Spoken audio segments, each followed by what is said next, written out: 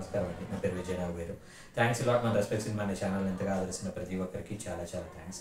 Again came back with one more casting requirement అండి. ఇది వచ్చేసి యూజీ డ్రీమ్స్ ప్రొడక్షన్ నెంబర్ 1 అంట. కాస్టింగ్ కాల్ ఫర్ ఆడిషన్స్ అని అంటున్నారు.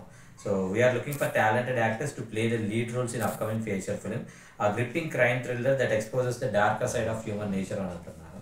సో వీళ్ళకి ఒక క్రూయల్ మ్యాన్ కావాలంటే నెగిటివ్ రోల్స్ కోసం చాలా రఫ్ లుక్ ఉండాలి, 20 నుండి 25 సంవత్సరాల లోపు ఉండాలి అని అంటున్నారు. అలాగే విలన్ రోల్ కోసం ఒక ఫారినర్ కావచ్చు, లేదంటే నార్త్ ఈస్ట్ పర్సన్ కావచ్చు, లేదంటే మంగోలియన్ ఫేసెస్ కావచ్చు కావాలి అంటున్నారు. ఫెయిర్గా ఉండాలి, టాల్ ఉండాలి, లీన్ బాడీ ఉండాలి, బాడీ బిల్డింగ్ చేసే వాళ్ళే ఉండాలి. సో ఏజ్ వచ్చేసి 30 సంవత్సరాలు ఉండాలి అంటున్నారు. సో కాలేజ్ స్టూడెంట్స్ కావాలంటే, గర్ల్స్ కావాలంటే 16 నుండి 18 సంవత్సరాల లోపు హీరోయిన్గా ఒకరు, హీరోయిన్ ఫ్రెండ్స్గా 4 కావాలంట. అలాగే హీరో క్యారెక్టర్ చేయడానికి 16 నుండి 18 సంవత్సరాల లోపు చాలా క్యూట్గా ఇన్నోసెంట్ లుక్ ఉన్న ఒక అబ్బాయి కావాలంట. అలాగే హీరో ఫ్రెండ్స్గా సేమ్ ఏజ్ గ్రూప్ 16 నుండి 18 సంవత్సరాల లోపు ఉన్న 4 బాయ్స్ కావాలంట. అలాగే సబ్ ఇన్స్పెక్టర్ క్యారెక్టర్ కోసం ఫీమేల్ కావాలి, కంఫర్టబుల్ హైట్ ఉండాలి, బోల్డ్ లుక్ ఉండాలి, 25 సంవత్సరాల లోపు ఉండాలి అని అంటున్నారు. అంటే ఇప్పుడు మీకు ఎగ్జాంపుల్ చెప్పాలంటే మీరు ప్రసన్న వదనం సినిమా చూసినట్లయితే అందులో ఒక ఎస్ఐ క్యారెక్టర్ ఉందండి. అలాంటి ఒక లుక్ని మెయింటైన్ చేయగలిగితే సరిపోతుంది అంటున్నారు. So sub inspector male character కావాలంటే మంచి హైట్ ఉండి ఫిజిక్ ఉండాలి, 25 నుండి 30 సంవత్సరాల లోపు ఉండాలి అని అంటున్నారు. అలాగే గ్రాండ్ మదర్ క్యారెక్టర్ కోసం, నానమ్మ అమ్మ కైండ్ ఆఫ్ క్యారెక్టర్ కోసం 55 నుండి 60 సంవత్సరాల లోపు ఉన్న లేడీ కావాలి అంట. అలాగే తండ్రి క్యారెక్టర్ కోసం 40 నుండి 45 సంవత్సరాల లోపు వాళ్ళు, తల్లి క్యారెక్టర్ కోసం 40 నుండి 45 సంవత్సరాల లోపు వాళ్ళు కావాలి అంటున్నారు. So send your profiles and previous work details to అని ఇక్కడ వాళ్ళ కాంటాక్ట్ నెంబర్ ఇచ్చారండి. అవి నేను మీకు చెప్పే ప్రయత్నం చేస్తాను. దాంతోపాటు మన సబ్స్క్రైబర్లు అడిగిన ప్రతి ప్రశ్నకి సమాధానం చెప్పడం అనేది మన బాధ్యత. కాబట్టి మన సబ్స్క్రైబర్లు ఏం అడుగుతున్నారు అంటే, సార్ ఇప్పుడు నేను ఫొటోస్ పెడుతున్నాను, వాళ్ళు రెస్పాండ్ అవ్వట్లేదు, కనీసం రెస్పాండ్ అవ్వని వాళ్ళకి నేను ఫొటోస్ పెట్టి ప్రయోజనం ఏంటి అనే టైప్లో మాట్లాడడం జరిగిందండి. నేను అదే మీ అందరికీ చెప్తున్నాను. నేనేమంటాను అంటే, మీరు ఫొటోస్ ఎవరి కోసం పెడుతున్నారు? మీరు ప్రయత్నం కోసం పెడుతున్నారా, లేదంటే వాళ్ళ అప్రోచ్మెంట్ కోసం పెడుతున్నారా? ఇక్కడ మెయిన్గా మనం తెలుసుకోవాల్సింది ఏంటి అంటే, ఇప్పుడు మీరు సెలెక్ట్ అయ్యారనుకోండి, మీరు సెలెక్టెడ్ లేదంటే ఆడిషన్కి రండి అని నేను చెప్పొచ్చు. రెండేంటి అంటే, మీరు సెలెక్టెడ్ కాదు కాబట్టి మీరు రాకండి అని చెప్పొచ్చు. ఇక్కడ ఎవడైనా కానీ మీరు సెలెక్టెడ్ అని చెప్పడానికి ఇష్టపడతాడు, కానీ మీరు సెలెక్టెడ్ కాదు అని చెప్పడానికి ఇష్టపడడు. దాని బదులు అసలు వాళ్ళకి రిప్లై ఇవ్వలేదు అంటే అర్థం ఏంటి అంటే, మీరు మా క్యారెక్టర్కి యాప్ట్ అవ్వలేదు అనేది థింగ్. మీకు ఒక ఎగ్జాంపుల్ చెప్తా. నేను మోస్ట్లీ ఏం చేస్తాను అంటే, నేను ఎవరిని అప్రోచ్ అవ్వను రైటర్గా. సో నాకేంటి అంటే, వాళ్ళు మనం అప్రోచ్ అయిన కారణం నుండి మన స్టాండర్డ్స్ ఏవైతే ఉన్నాయంటే, నేను ఈ 22 సంవత్సరాల్లో ఒక రైటర్కి ఏదైతే రెస్పెక్ట్ ఉందో ఆ రెస్పెక్ట్ని టు ద కోర్ చూసేసాను. అంటే ఒక ఆఫీస్కి వెళ్ళగానే వెల్కమ్ చేయటం కావచ్చు, మాకు కావాల్సిన ఫెసిలిటీస్ ఇవ్వటం కావచ్చు, లేదంటే ద వే దే రెస్పెక్ట్. అంటే లిటరల్గా ఒక ప్రొడ్యూసర్ స్థాయిలో ఉన్న చాలామంది మమ్మల్ని పిలిచేది ఎలా ఉంటుందంటే సరస్వతి పుత్రులు అని పిలవటం కావచ్చు, లేదంటే ఎవరికైనా కానీ పట్టించుకోరేవు. కానీ నేను చాలా సందర్భాల్లో చాలామంది నాకేంటంటే ఆఖరికి ప్రొడ్యూసర్ అయ్యేంటి వాళ్ళు మాకు ఫుడ్ సర్వ్ చేస్తారు.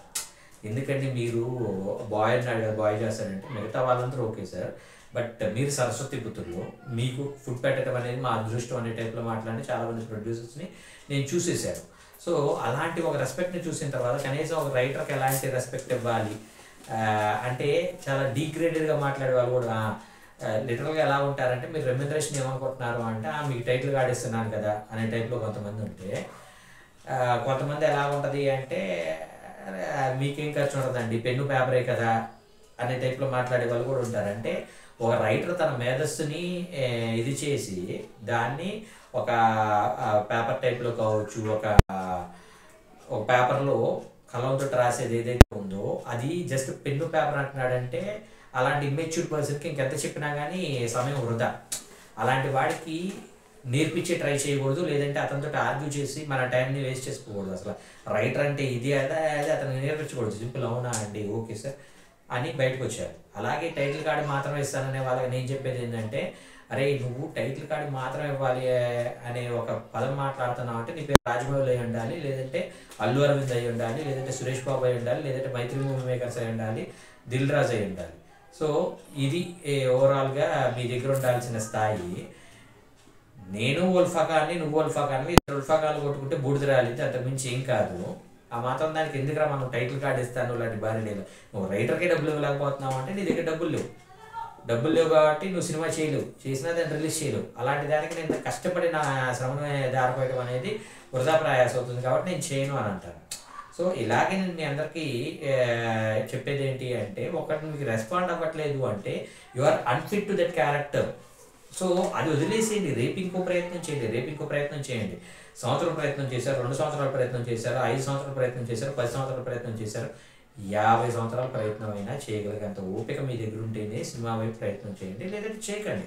ఇక్కడ నేనేమంటాను అంటే, డీజే టిల్లులో ఫాదర్ క్యారెక్టర్ ఉన్నాడు కదండి, ఆయన నాకు తెలిసి ఏమంటారు టీవీ సీరియల్లో చిన్న వేషాలు వేసుకునేవాళ్ళు.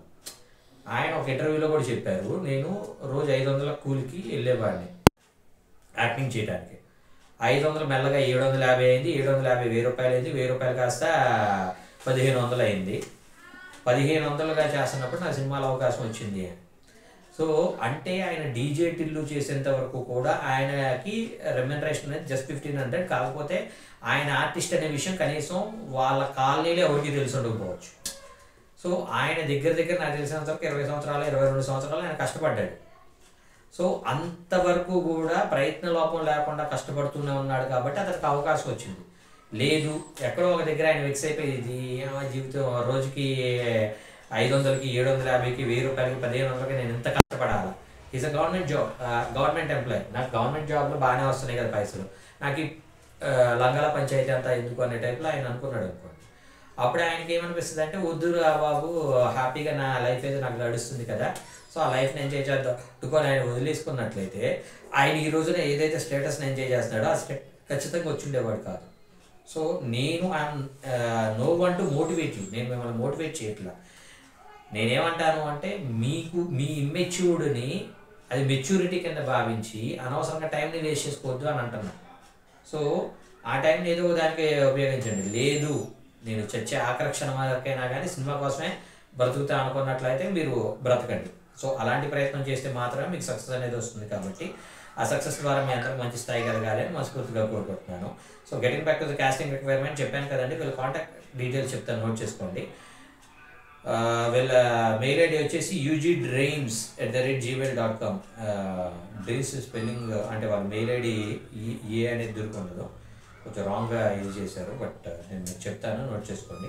U for United, G for grand, UG dreams DREEMS, I repeat DREEMS అండి, EA కాదు. ఓకే, @gmail.com అనేది వీళ్ళ మెయిల్ ఐడి. అలాగే వీళ్ళ కాంటాక్ట్ నెంబర్ వచ్చేసి 9166996916. I repeat 9166996916. సెకండ్ నెంబర్ వచ్చేసి 9666221699. I repeat 9666221699. సో డిస్క్లైమర్ అనేది అందరికీ తెలిసిందే కదా, పర్టికులర్ కాస్టింగ్ రిక్వైర్మెంట్కి నాకు ఎటువంటి వ్యక్తిగతమైన లావాదేవీ లేదు. మీలో ఎవరైనా డబ్బులు అడిగినా మిమ్మల్ని మోసం చేసే ప్రయత్నం చేసినా దయచేసి వాళ్ళు ఇగ్నోర్ చేసే ప్రయత్నం చేయండి.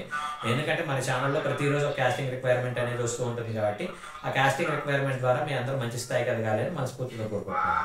వీడియో నచ్చిందా లైక్ చేయండి, వీలైనంత ఎక్కువ మందికి షేర్ చేయండి.